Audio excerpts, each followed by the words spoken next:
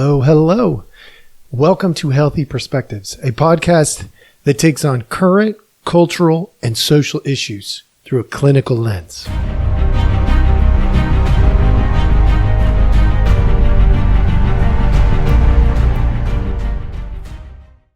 Right, hello. Welcome back. Thank you so much for joining us.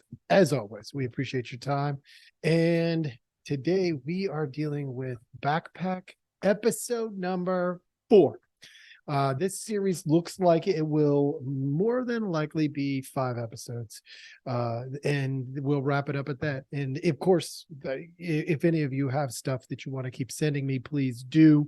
I definitely want to make sure I address things that are real, that are helpful to you. So please feel free to keep doing that. And with that, I am going to recap real quick. Episode number 3. We explored the process. We looked at the process of looking at what's in our backpack. In other words, we went over the 5 senses work. We went over the way in which something that we carry impacts us and how to explore it, right? We pull it out of the backpack and we manipulate it with our mind. Obviously, this is not literal, although sometimes it could be. There are things we carry. You might find them in your garage or your room or tucked away in a closet or something like that. But most often, we carry them in our thoughts, in our emotions, in our body, right? Like the body keeps the score stuff. We're talking trauma work, stuff like that. So we talked about how we go about it. And we said we pull it out, we look at it, we feel it, and all these things, and we smell it. And, we ask ourselves questions around the object that is in our mind, that is in our backpack. Okay. Today, it's going to be a little bit on the shorter side, probably. We'll see how it goes as I keep moving along.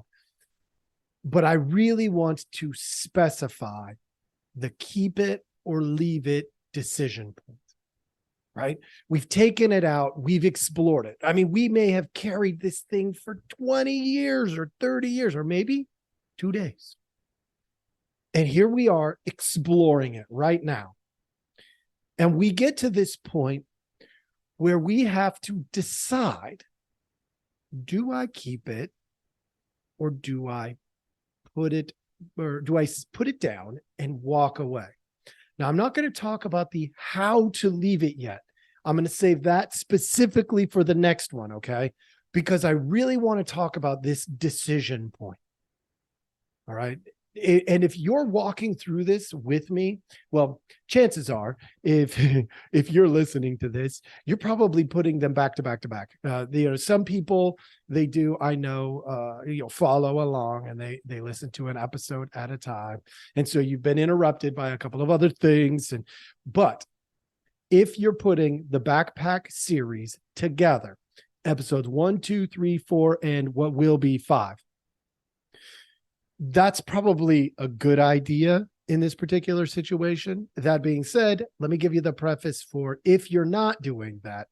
When we're done with each of these, it's not my recommendation that you just go off and do them. Get support around you, because this work can reveal things about you, about your family, about your friends, about your spouse, or your boyfriend or your girlfriend, or whatever, your coworkers, that you realize isn't good and healthy. And when you do that, you're going to have a whole bunch of decision points to make. And I don't want you making those recklessly.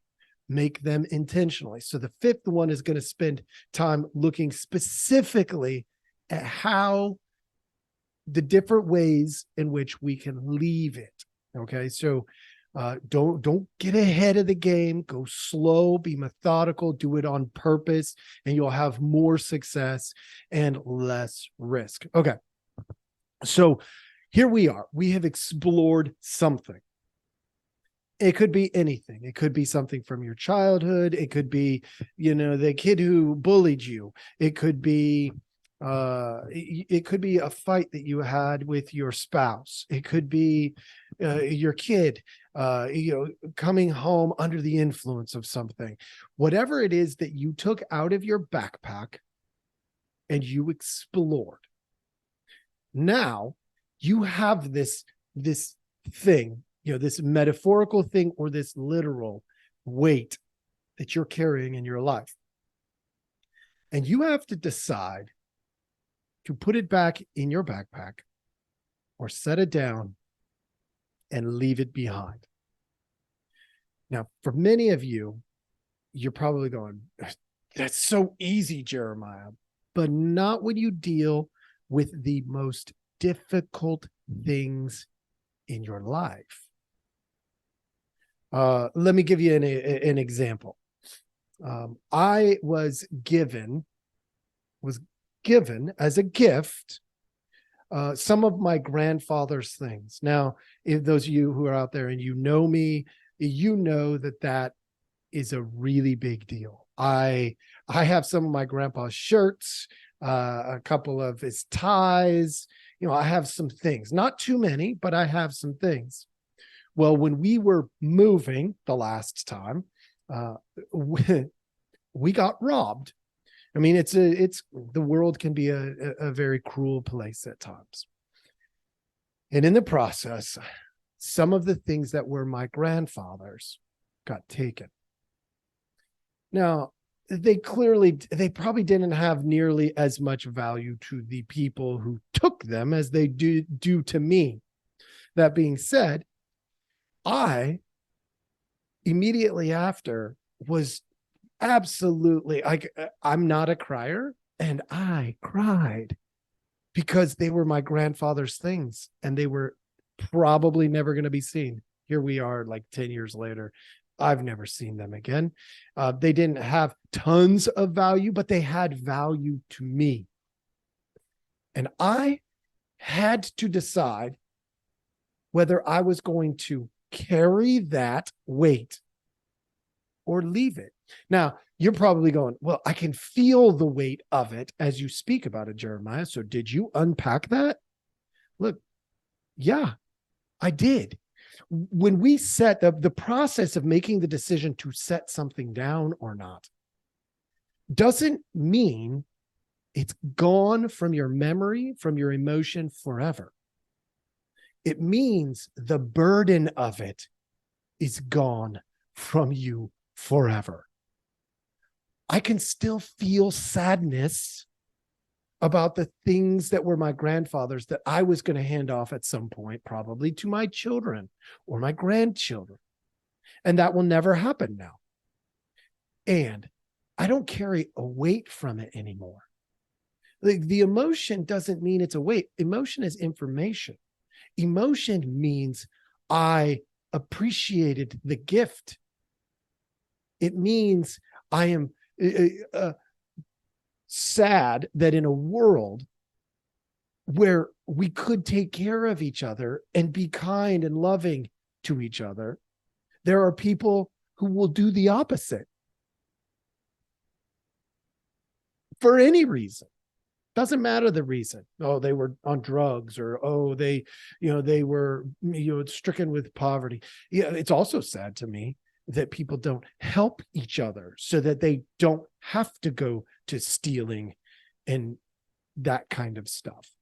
That being said, so I do carry that stuff because I choose to carry that stuff. By that stuff, I mean the cultural aspects of it, the sadness of it. I don't carry the anger of it. Now, this decision point, I remember it clearly. I had a decision point. It was, I took it out and I unpacked it and I looked at it. We were several weeks, maybe a couple of weeks after, to a few weeks after. I started actually doing it the same day. I'll tell you how that went down, actually. Because it'll help you understand the decision points. It's the only reason I'm telling you this story. I'm hoping it helps you understand the decision point. So that same day that I found out we had been robbed, somebody came and took a bunch of stuff from our home as we were getting ready to move. I got the call from my wife, and I had this one decision point in the moment, and I'll clarify it. The decision point in the moment was, it was, I had to decide if I was going to focus on the things or the people. My wife and my kids walked into the house that had been robbed, and they were young. My youngest was probably a year, maybe 2 years old, which means my oldest was maybe 7. And a bunch of things got taken. And I had to decide, was I going to prioritize the things and put my time, energy, and resources, my emotions and my thoughts to the things or to the people? My kids were safe. I switched to, I need to teach them that things are just things. Did it still affect me? Yes, because clearly I had to unpack this later on. I carried it, even though I did some things at the front end.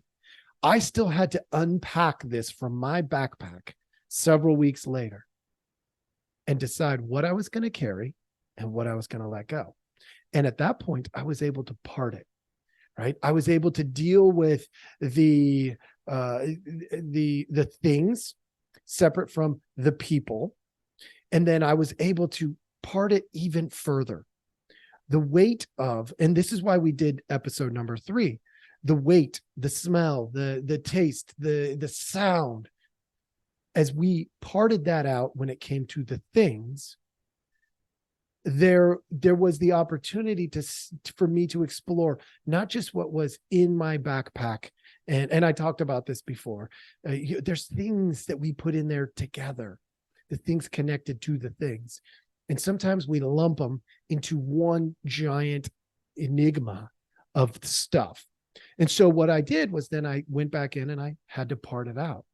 I was like, okay, the most important stuff is my kids are safe. So I don't carry a lot of animosity and anger and hatred, right? What I didn't have the opportunity to do in the moment was grieve. And I carried my grieving. I delayed my grief process for several weeks. I just stayed busy. I was working with insurance. I was doing this. I was doing that, which is normal in the grief process. And why was it a grief process when it was just things?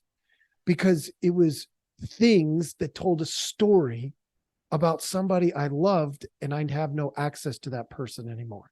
So the things then have more weight to them. And so I had to grieve it.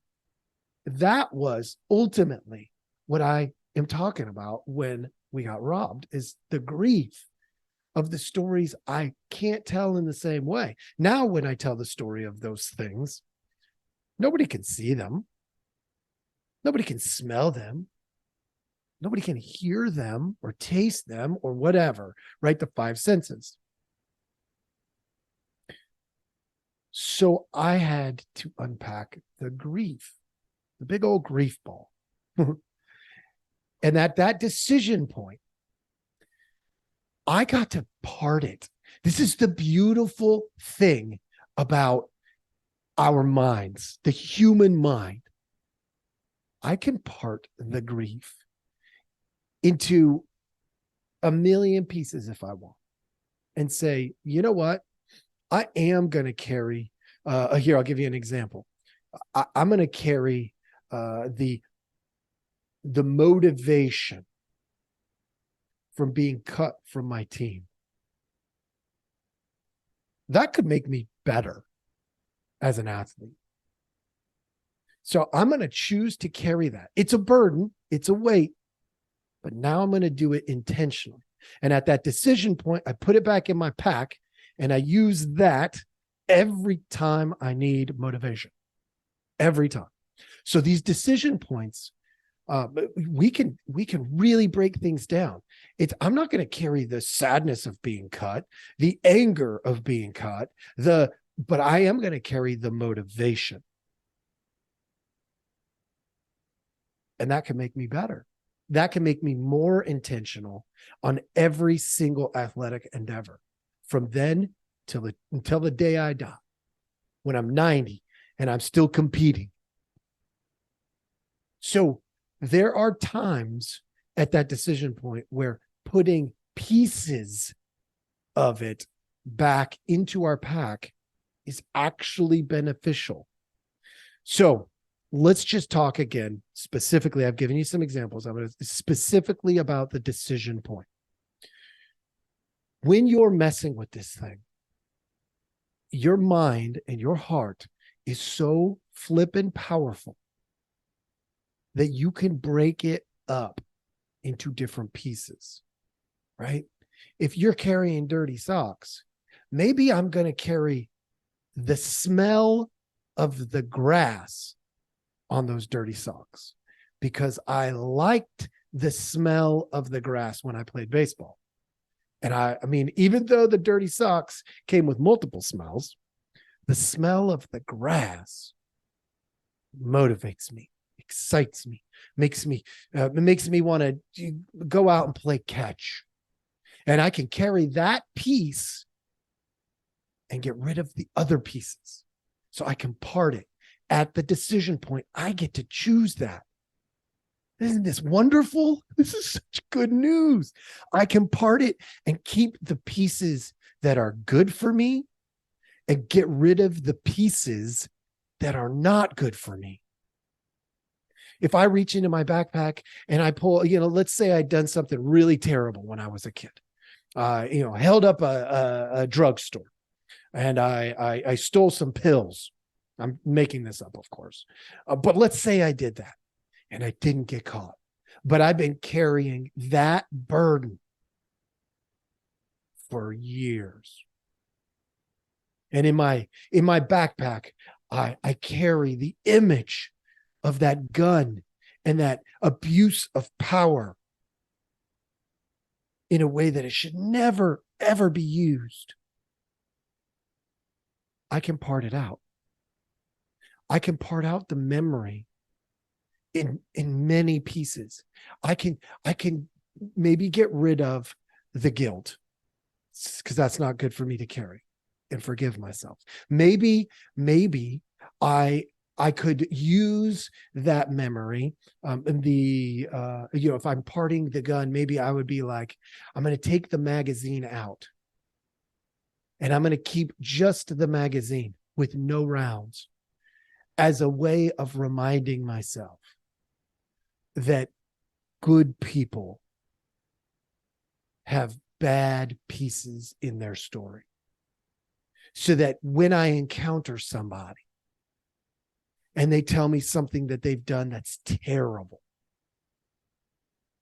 I don't immediately jump right to judging them because I got my empty magazine and it reminds me. And since then, I've changed my life and I'm doing good things, let's say. This is an example, all right?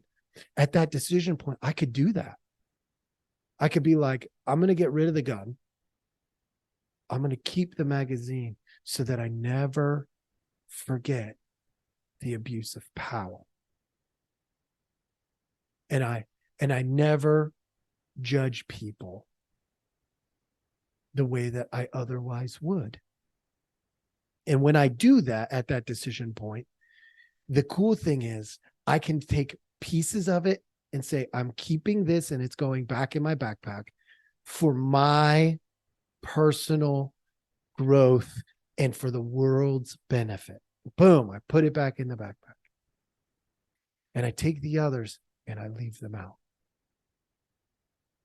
So this decision point, it's not a black and white, right and wrong.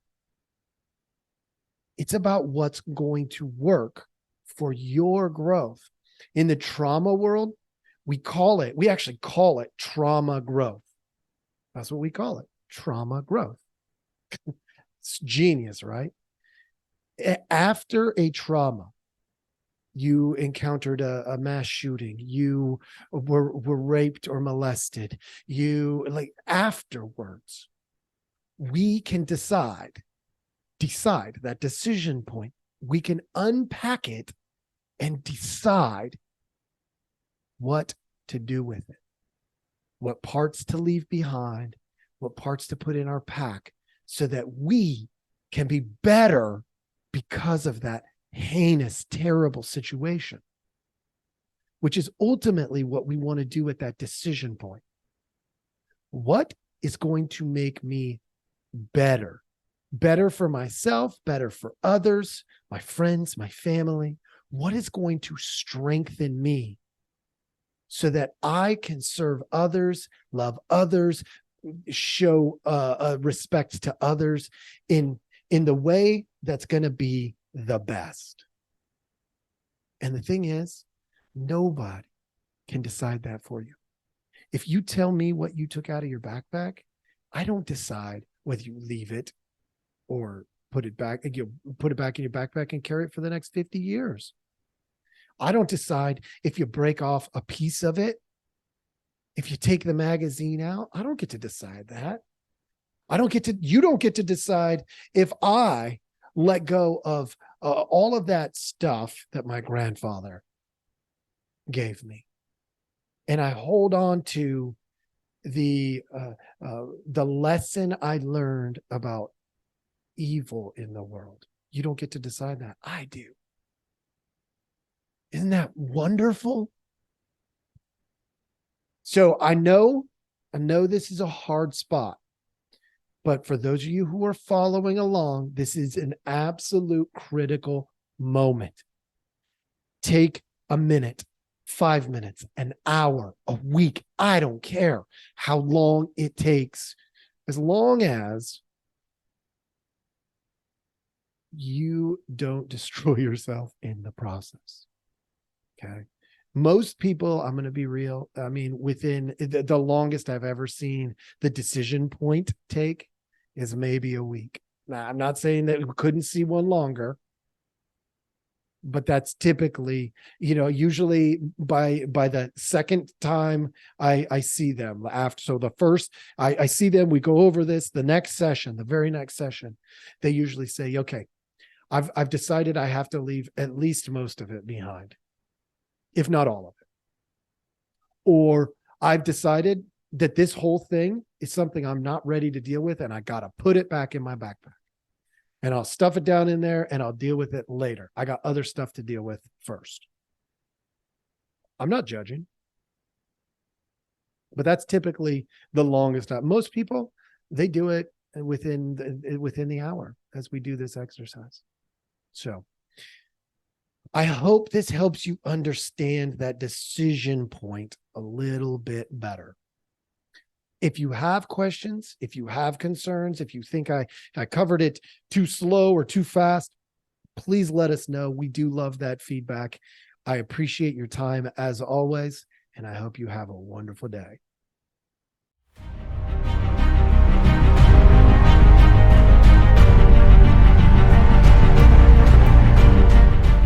Hey, everybody. Thanks for listening. We appreciate our audience a lot, so we give you some simple ways to track us down. Please like, subscribe, and follow all the podcasts on different platforms, but you can also email us at healthyperspectives@protonmail.com, or you can check out our website at healthy-perspectives.com/podcast. It's a backward slash. So if you want to go to our landing page, if you go to healthy-perspectives.com, you'll still find us. You just got to click on the podcast button. Thank you so much.